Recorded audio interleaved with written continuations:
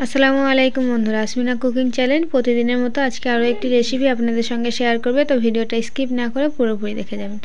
আমি একটা হাঁড়িতে পানি নিয়েছি, দেখতে পেয়েছেন। তাতে কিছুটা পরিমাণ গুঁড়ো দুধ দিয়ে দিলাম। দিয়ে পানিটা ভালো করে যখন ফুটে যাবে তখন আমি তাতে ময়দা অ্যাড করে দেবো। আমি এখানে 1 কাপ ময়দা দিয়েছি। দিয়ে একটা ডো তৈরি করে নিলাম।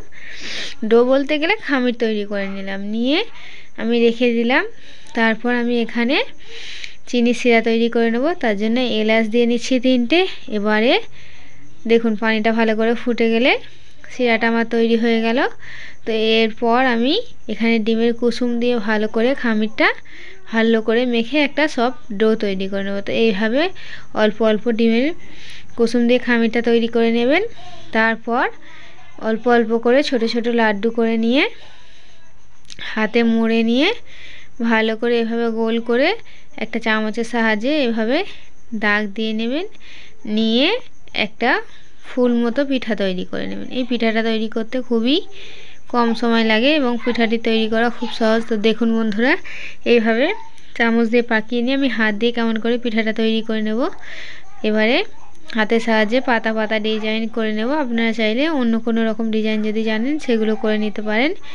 এবারে আমি ওই চামচের সাহায্যে একটু দাগ কেটে নেব পিঠার উপরে, যাতে পিঠাগুলো দেখতে আরও ভালো লাগে। তো দেখুন বন্ধুরা, ঠিক এইভাবে দাগগুলো করে নেবেন, একটু চাপ দিয়ে, না হলে দাগগুলো বোঝা যাবে না। এবারে এইরকম করে আমি পিঠাগুলো তৈরি করে নেব একটা একটা করে। এবারে সবগুলো আমি ভেজে নেব। তো দেখুন বন্ধুরা, তেল গরম হয়ে গিয়েছে। একটা একটা করে পিঠাগুলো ভেজে নেব। লাল লাল করে ভাজা হয়ে গেলে তুলে একটি পাত্রে রাখবো। তারপর আমি যে শিরাটি তৈরি করে রেখেছিলাম শিরায় পিঠাগুলো দিয়ে দেব। এই দুধ পিঠা বা ফুল পিঠা যাই বলি না কেন, এগুলো খেতে খুব ভালো হয়। এবং এই শিরাটা যখন পুরোপুরি পিঠাতে ভিতরে সেট হয়ে যাবে তখন দেখবেন এগুলো খেতে আরও টেস্টি হয়েছে। তো এবার দেখুন কতটা সফট হয়েছে। আপনাদেরকে আমি একটা কেটে দেখাবো কত সুন্দর হয়েছে।